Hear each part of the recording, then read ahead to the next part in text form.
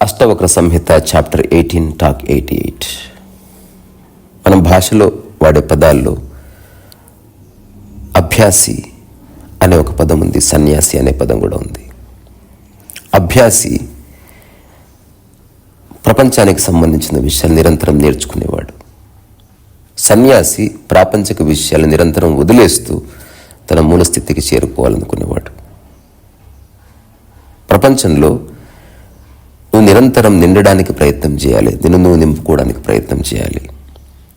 ప్రపంచంలో ఉన్న మనిషి ఒకటి ఉంటే 100 కావాలని ప్రయత్నం చేస్తాడు.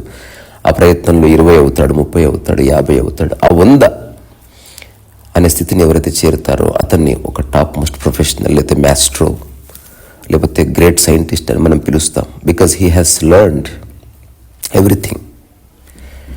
కానీ అదే ప్రకృతిలో ఇప్పటికీ 20-30 నేర్చుకుని ఉన్నావు. ఇప్పుడు నువ్వు వెనక్కి వెళుతున్నావు, తిరిగి 0 కావాలని ప్రయత్నం చేస్తున్నావు.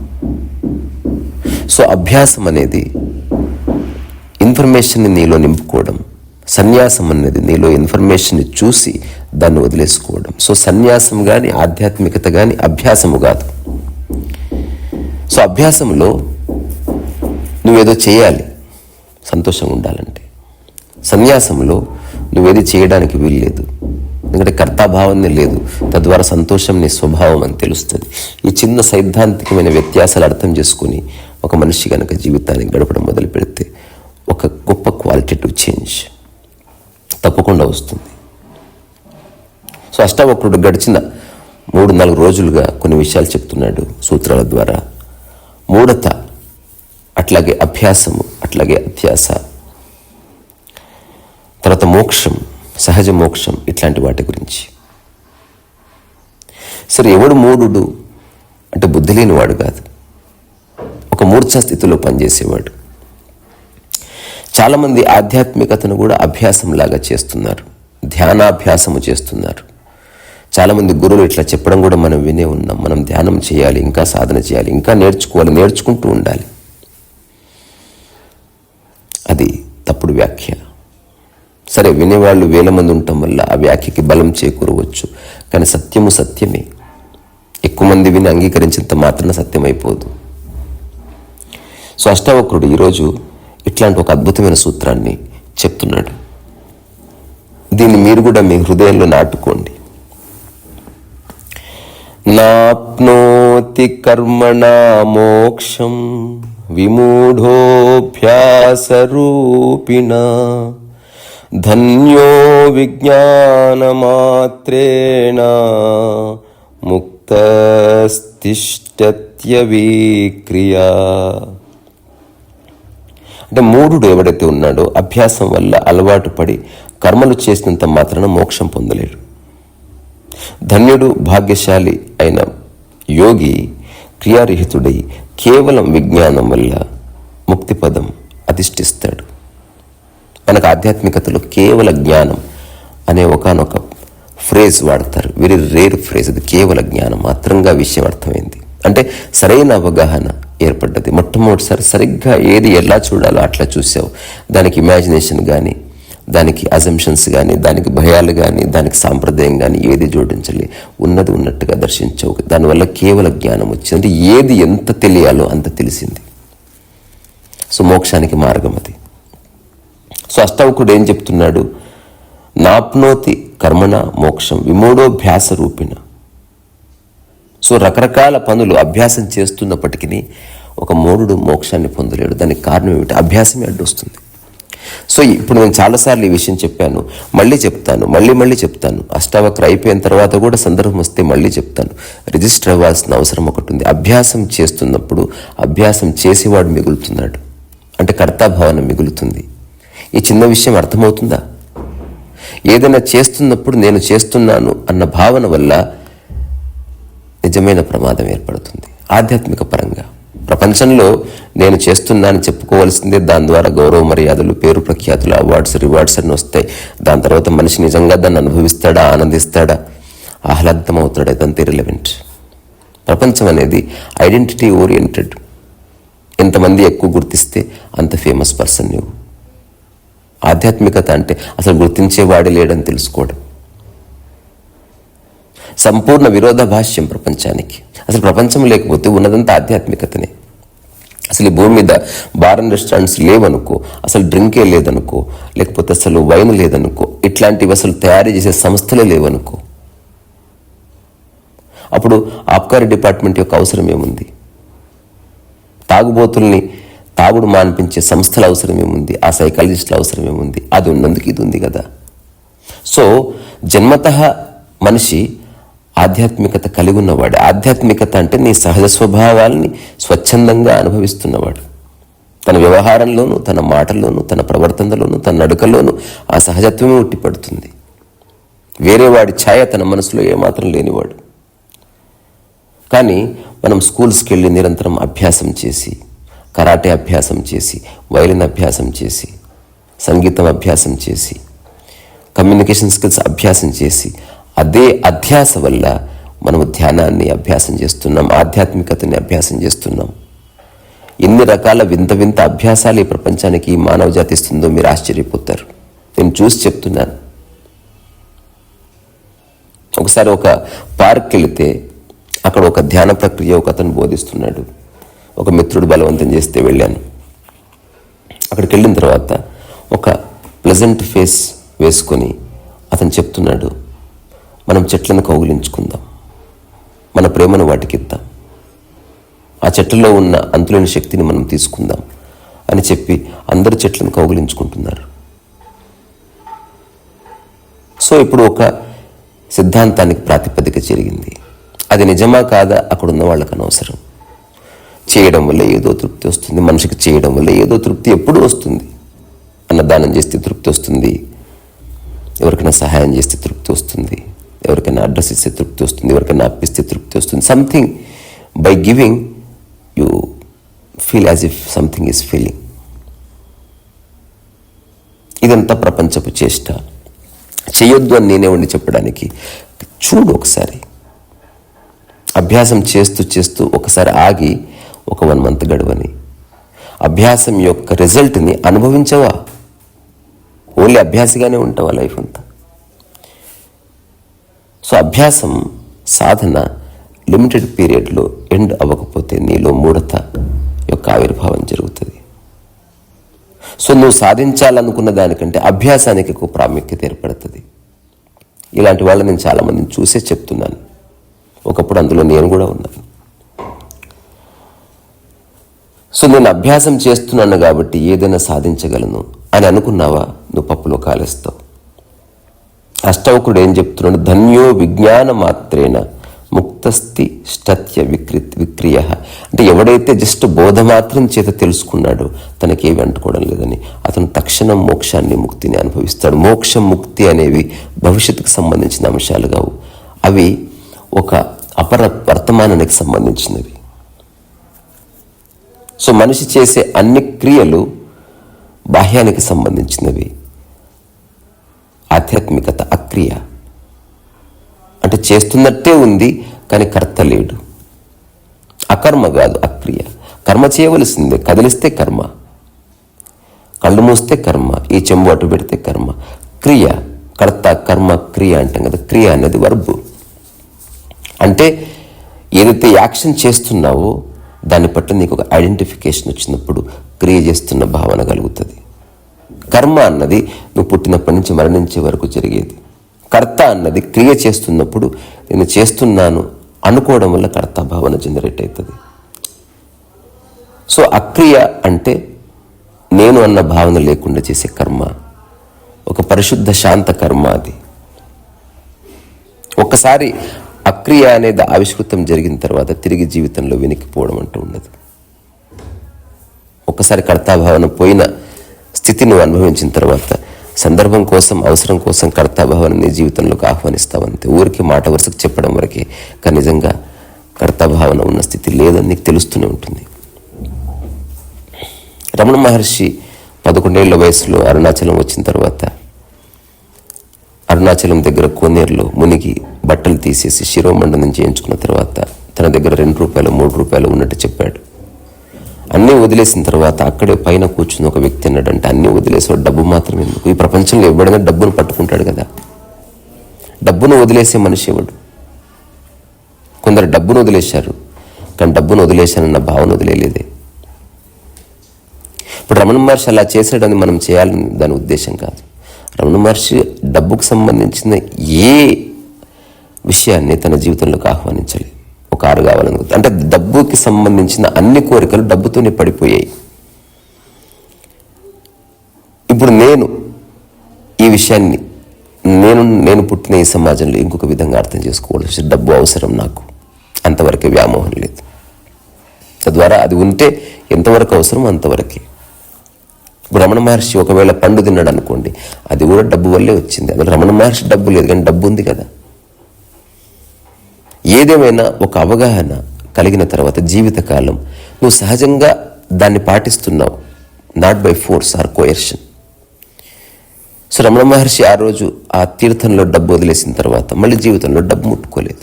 అంటే డబ్బుకు ముట్టుకోలేదంటే డబ్బుకు సంబంధించిన వేటిని అతను ఆలోచించడం మానేశాడు. అది ఇప్పటికీ ప్రతి మనిషి చేయవచ్చు. ఇప్పుడు నేను పెయింటింగ్ వేద్దాం అనుకుంటున్నాను కాబట్టి పెయింటింగ్ గాల్లో వేయలేను కాబట్టి పెయింటింగ్ కోసం కొంత డబ్బు కావాలి, అందుకని డబ్బు ఎర్ని చేస్తున్నాడు అంతవరకు. కానీ దాని పట్ల వ్యామోహం లేదు. డబ్బును తిండి కింద దాచుకుని పడుకోవట్లే, అది అవసరం ఉందని గుర్తిస్తున్నాను అంతవరకు. సో అక్రియ భావనలోకి రావాలి. అంటే నేను చేస్తున్నా అన్న ఒక ఆలోచన అంతమై శుద్ధ కర్మ జరిగే స్థితిలోకి వచ్చినప్పుడు అష్టావకుడు చెప్పేది అర్థమవుతుంది. సో నువ్వెంతనన్నా అభ్యాసం చెయ్యి, ఏదైతే నువ్వు ఉన్నావు అయి ఉన్నావు అదే అవుతావు తప్ప ప్రత్యేకంగా ఏమీ కావు. ప్రపంచంలో ప్రత్యేకంగా అవుతావు. నువ్వు సాదాసీదా మనిషివి ఐఏఎస్ అయ్యావు, సాదాసీదా మనిషివి స్వామీజీ అయ్యావు, సాదాసీదా మనిషివి పీఠాధిపతి అయ్యావు, సాదాసీదా మనిషివి డాక్టర్ అయ్యావు, ఇంజనీర్ అయ్యావు, భర్త అయ్యావు, భార్య అయ్యావు. ప్రపంచం నువ్వు ఏమీ కాని వాడిని ఏదో అవమని చెప్పి అటువైపు నిన్ను తరుముతుంది. ప్రకృతి ఏదేదైతే నేను అనుకుంటున్నావో అదంతా వదిలేసి ఒక నోబడిగా మారు, ఒక అనామకుడిగా మారని చెప్తుంది. ఒక పరిపూర్ణ విరోధాభాష్యం ఇది. సో అజ్ఞాని ప్రయత్నం చేస్తాడు ఆనందం కోసం, తను చేసే ప్రతి పనులను ఆనందం కోసమే అని చెప్తున్నాడు, సుఖం కోసమే అని చెప్తున్నాడు, ప్రశాంతత కోసమే అని చెప్తున్నాడు. కానీ దాని రిజల్ట్లో అతను విషాదాన్ని అనుభవిస్తున్నాడు. అందుకే ఇప్పుడున్న సాటి మానవుడిని ఈ సమాజంలో మానవుడికి ఒక మంచి పేరు పెట్టాను, విషాద ప్రాణి. సో అతిగా అభ్యాసం చేయడం వల్ల ఏ ఉపయోగం ఉండదు అన్న విషయాన్ని గుర్తించడమే ఈ సూత్రం యొక్క అంతరార్థం. ఒక చిన్న జెన్ స్టోరీ ఉంది. ఒక జెన్ మాస్టర్ కుంగ్ఫు బోధిస్తుంటాడు. ఒక శిష్యుడు వస్తాడు, వెరీ ఓవర్ అంబిషియస్ పర్సన్. జెన్ మాస్టర్ని అడుగుతాడు, నేను సాధన చేయాలనుకుంటున్నాను, ఇక్కడ ఉన్నవాళ్ళు పర్ఫెక్ట్ అవ్వాలంటే రోజు ఎంతసేపు సాధన చేయాలి అని అడుగుతాడు. అప్పుడు అతను చెప్తాడు, రోజు 3 గంటలు సాధన చేస్తారు. మరి ఆ తర్వాత ఆశ్రమ కార్యక్రమాల్లో పాలు పంచుకుంటారు, భిక్షకు వెళ్తారు, ఇట్లాంటివన్నీ చేస్తారు, మసాజ్ చేసుకుంటారు, వాటెవర్ చదువుకుంటారు. అప్పుడు ఈ కొత్తగా వచ్చిన ఓవర్ అంబిషియస్ పర్సన్ ఏం చెప్పాడంటే, వీళ్ళు 3 అవర్స్ పని చేస్తున్నారు కాబట్టి వాళ్ళు కుంగ్ఫూలో మాస్టరీ సాధించడానికి 6 ఇయర్స్ పడుతుంది. నేను 3 అవర్స్ కాకుండా ఎవ్రీడే 10 అవర్స్ సాధన చేస్తాను, మరి నాకెంత సమయం పడుతుంది అంటే అప్పుడు గురువు తడుముకోకుండా చెప్పిన జవాబు అష్టావకుడు చెప్తున్నాడు, అప్పుడు నీకు 25 సంవత్సరాలు పడుతుంది. ఇతను ఆశ్చర్యపోయాడు. అందరికంటే ఎక్కువ సాధన చేస్తున్నాను, ఎక్కువ సమయాన్ని ఇస్తున్నాను, మరి నాకెందుకు రాదు? అప్పుడు ఆ గురువు ఏం చెప్పాడంటే, తక్కువ సాధన ఎక్కువ సాధన కాదు, అవసరమైనంత సాధన. 3 గంటలు సాధన చేసిన తర్వాత ఆ 3 గంటల యొక్క సాధనా ఫలితాన్ని నీ మనసు కూడా అర్థం చేసుకోవాలి. Because real skill establish in the mind, not in the body. మనసుకు పరిపూర్ణంగా అర్థమైన తర్వాత ఆ సజెషన్స్తోనే బాడీ పనిచేయడం మొదలు పెడుతుంది. వంట ఎవరైతే నేర్చుకుంటారో ఈ విషయం అందరికీ తెలుసు. మానసికంగా అర్థమైన తర్వాత దానికి అనుగుణంగా నీ శరీరం కదులుతుంది. మెల్లమెల్లగా శరీరం వేరేగా కదులుతుంది, మనసు ఒకలా చెప్తుంది. రాను రాను మనసుకి శరీరానికి మధ్యన ఒక సయోధ్య కుదురుతుంది. అక్కడ సహజంగా వంట చేయడం స్టార్ట్ అవుతుంది. సో దానికి పట్టే మినిమం సమయం తప్పకుండా పడుతుంది. సో అంతవరకే అభ్యాసం. సో అతిగా అభ్యాసం చేసినంత మాత్రాన నీకు రిజల్ట్ లేకపోతే నువ్వు పొందాలనుకున్న లక్ష్యము తొందరగా రాదు అని తప్పకుండా అర్థం చేసుకోవాలి. ఒక వ్యక్తి నేను పురుషుడిని అవ్వాలని నిరంతరం అభ్యాసం చేస్తున్నా అంటే మీరేమంటారు? ఒక వ్యక్తి నేను స్త్రీని అవ్వాలని నిరంతరం అభ్యాసం చేస్తున్నా అంటే ఏమంటారు? నువ్వు ఏదైతే అయి ఉన్నావో దానికి అభ్యాసం ఎందుకని అంటారా లేదా? సో పురుషుణ్ణి కానివాడు పురుషుడు అవ్వడానికి అభ్యాసం చేయాలి. ఎవడైతే మోక్షం తన స్వభావం కాదని తెలుసుకుంటాడు వాడే మోక్షం కోసం ప్రయత్నం చేస్తాడు. సో యోగాభ్యాసాలు, కర్మ కలాపాలు మోక్షం సంపాదించి పెట్టలేవు. సో కర్మలు, సంతానం, ధనం మానవుడికి మోక్షం అందించలేవు. ఇది ప్రత్యేకంగా పుస్తకాలు చదివి తెలుసుకోవాల్సిన అవసరం లేదు. మన చుట్టూ ఉన్న సమాజంలో మన బంధువులు, మన స్నేహితులు, మన శ్రేయోభిలాషులు వాళ్ళ జీవితాన్ని కాస్త దగ్గర నుంచి చూస్తే తప్పకుండా అర్థమవుతుంది. సో ఆ తర్వాత అష్టావకుడు చెప్తున్నాడు, మూఢో నాప్నోతి తద్బ్రహ్మ యతో భవితుమీచ్చతి అవిచ్ఛిన్నపి ధీరోహి పరబ్రహ్మస్వరూపభాక్.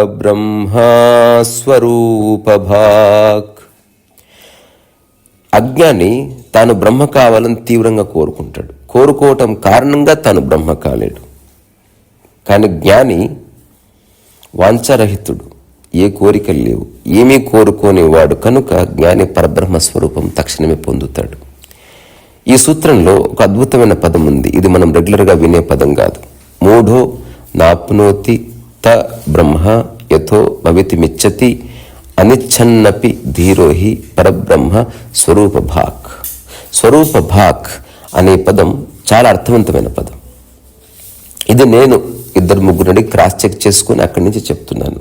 స్వరూపభాక్ అంటే నీ సహజ వ్యవహారం, అంటే ఎలాగైతే సహజంగా నువ్వు వ్యవహరిస్తావో ఆ స్థితి. సో స్వరూప భాక్ అన్నది ఒక అఖండ స్థితిని ప్రతిపాదించే ఒక అద్భుతమైన ఫ్రేజ్. అంటే నీ స్వభావంలో ఎప్పటికీ మార్పు లేదు. ఎగ్జాంపుల్, నీలో పురుషతత్వం అఖండంగా ఉంది, నీలో స్త్రీతత్వం అఖండంగా ఉంది, నీలో శ్వాసక్రియ అఖండంగా ఉంది, నీలో జీర్ణక్రియ అఖండంగా ఉంది. అది దేశ, కాలమాన, కులమత పరిస్థితులకి లోబడి లేదు. దానంతకదే స్వరూప భాక్ అయి నిలబడ్డది. సో దాని సహజ వ్యవహారంలో తాను జీర్ణక్రియ అవునా కాదా? అట్లా జ్ఞాని తన సహజ వ్యవహారంలో ఉంటాడు. అతను ప్యారిస్లో ఉన్నా, అతను అమెరికాలో ఉన్నా. ఎగ్జాంపుల్, మన శ్రీల ప్రభుపాద గురించి ఒక చిన్న సంఘటన చదివా నేను. మొట్టమొదటిసారి ఆయన దాదాపు 60-65 ఏళ్ల వయసులో అమెరికాకి వెళ్ళాడు. ఇక్కడ అంతా రెస్ట్ తీసుకున్న వయసు అది. కానీ అతను అమెరికాకి వెళ్ళి తన యొక్క అనుభవాన్ని, లేకపోతే కృష్ణుని యొక్క భావజాలాన్ని ప్రపంచానికి పరిచయం చేయాలని సంకల్పించి వెళ్ళాడు. ఇక్కడ సిద్ధాంతం ఇంపార్టెంట్ కాదు. సో అమెరికా వెళ్ళిన తర్వాత అతను ఒక ఇంట్లో ఆశ్రయం ఇచ్చిన తర్వాత పొద్దున్న లేచి తన పూజా దైనందిన కార్యక్రమాలు చేసుకుంటున్నప్పుడు ఆ అతిథులు అతనికి ఆతిథ్యం ఇచ్చిన వాళ్ళు చూశారు.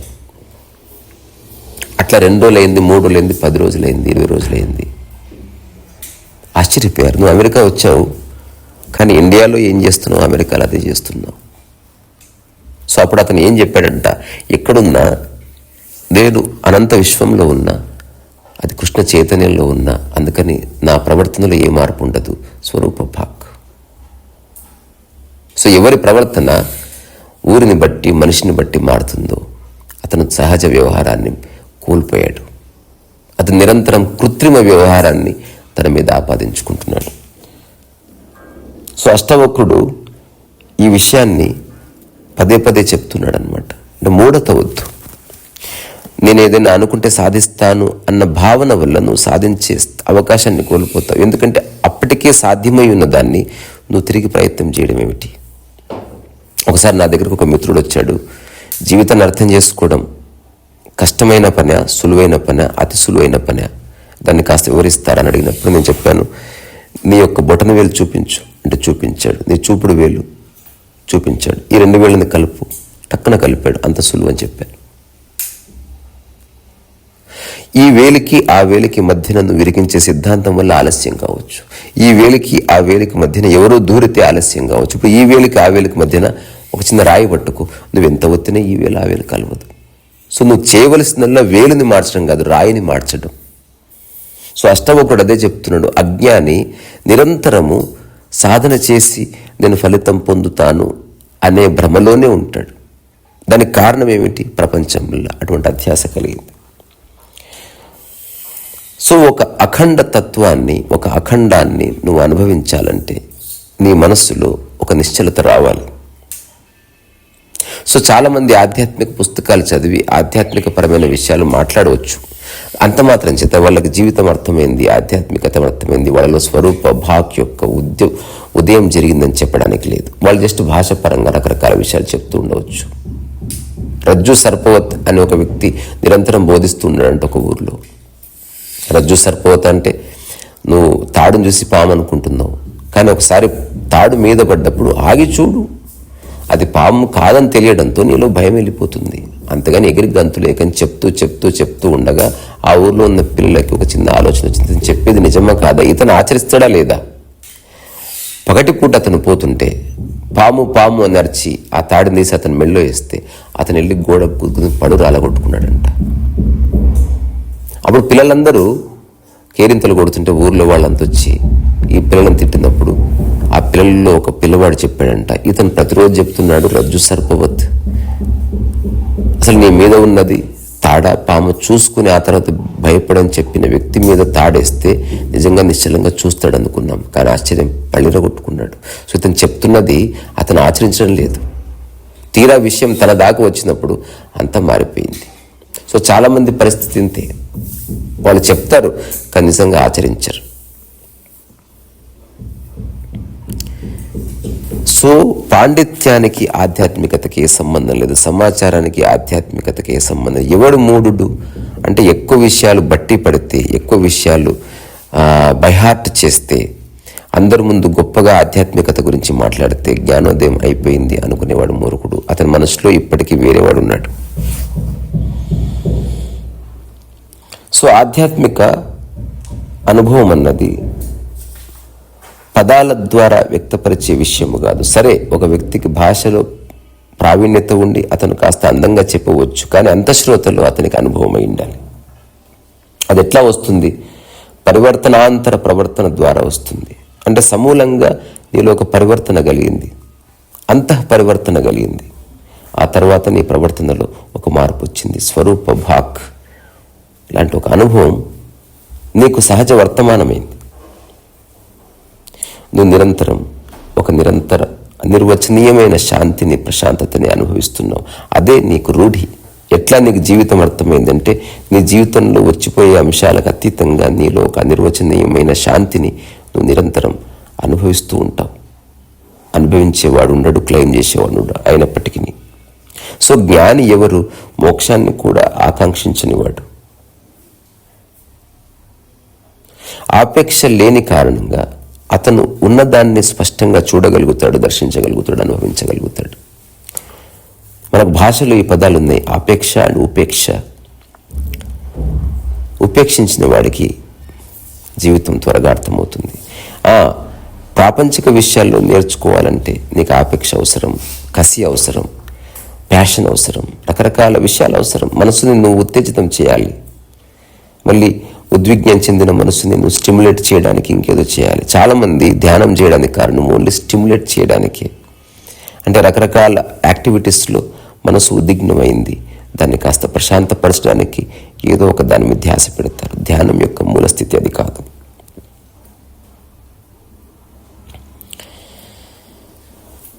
సో అష్టావక్రుడు చెప్తున్న ఈ సూత్రము లేదా ఇంతకుముందు చెప్పిన రకరకాల సూత్రాల సారము ఇంతవరకు ఎవరు చెప్పలేదు. అందరూ మోక్షాన్ని కోరుకో అని చెప్పిన వాళ్ళే.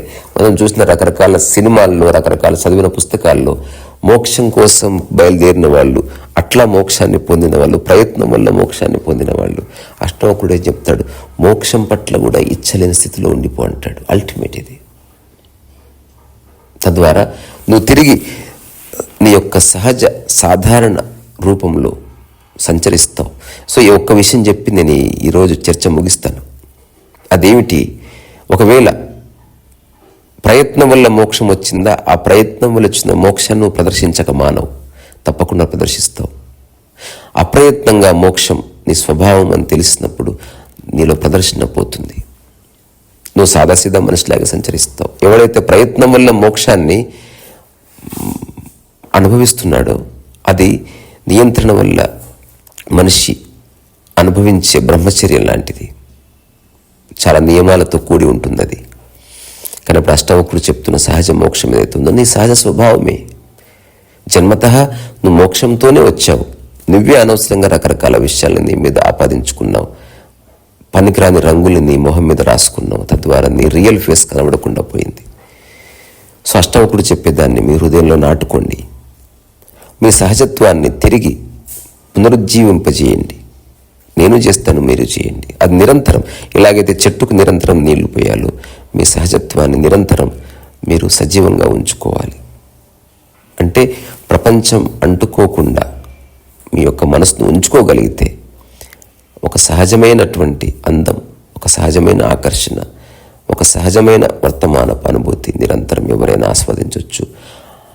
సో ధ్యానము చేయడం వేరు, ధ్యాన స్థితిని అనుభవించడం వేరు. ధ్యానం చేస్తూ కూడా కర్తభావన లేకుండా ధ్యాన స్థితి కొనసాగడం వేరు. స్వరూప భాగ అంటే అది నిరంతర వర్తమానపు ధ్యానానుభూతి. పరివర్తనానంతర ప్రవర్తన తద్వారా మనిషి అనుభవించే ఒక సహజ శాంతి. అట్లాంటి శాంతి మీ జీవితంలోకి రావాలని మనస్ఫూర్తిగా కోరుకుంటూ, ఆ కోరిక నెరవేరకపోయినా నేనేమి పట్టించుకోనని మీకు చెప్తూ ఇక్కడి నుంచి సెలవు తీసుకుంటున్నా. మీలోని ఓపిక శిరస్సు వంచి నమస్కారం చేస్తున్నారు. ఈ సరస్వైస.